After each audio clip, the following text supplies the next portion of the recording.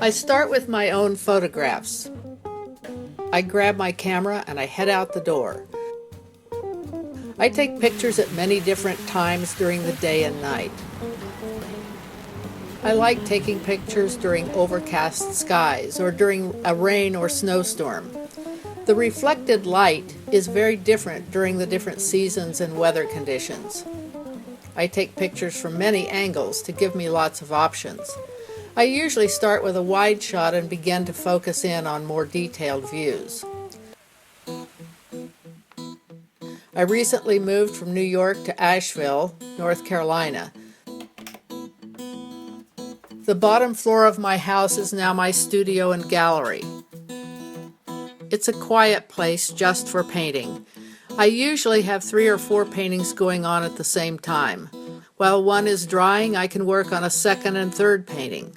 Some days I work on one painting the entire day. Other days, I don't see or feel the next step, so I choose another painting to attack.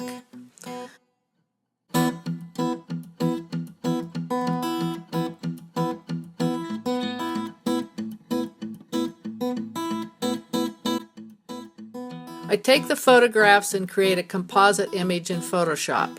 A lot of times I modify the photograph to leave only the parts that will create a focus, so that it catches the eye. The composite page contains photos that are lighter and darker, as well as black and white. Then I start sketching on the canvas.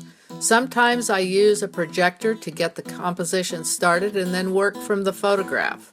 The drawing process is the beginning of seeing the detail. Okay, so I'm using a watercolor pencil, and I'm not putting in a lot of detail, I'm just putting in enough that I can see the different images.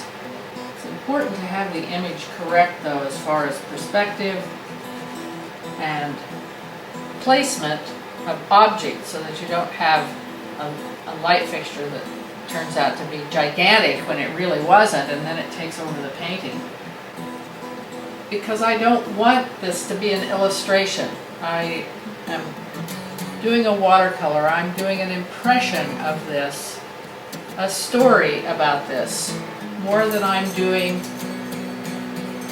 exactly what was there. I want to capture the mood of the piece.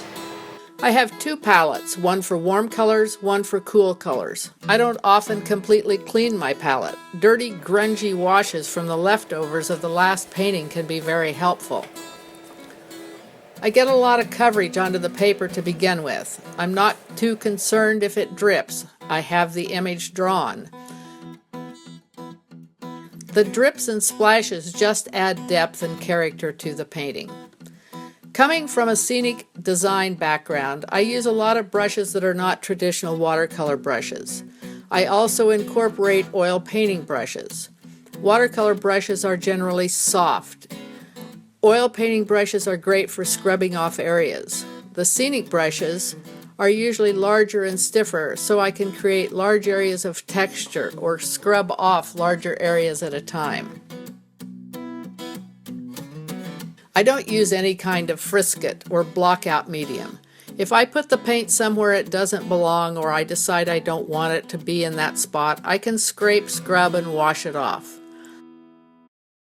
All the layers and changes in texture of the paper add to the mood and interest of the piece.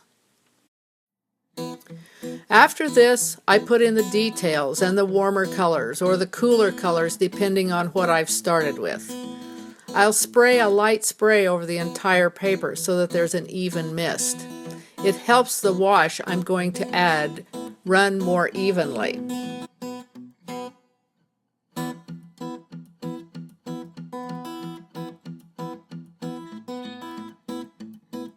Sometimes I turn the painting upside down. The change of perspective helps catch details that I may have overlooked. And I get drips going in other directions. seeing the details can sometimes also be observed in a mirror.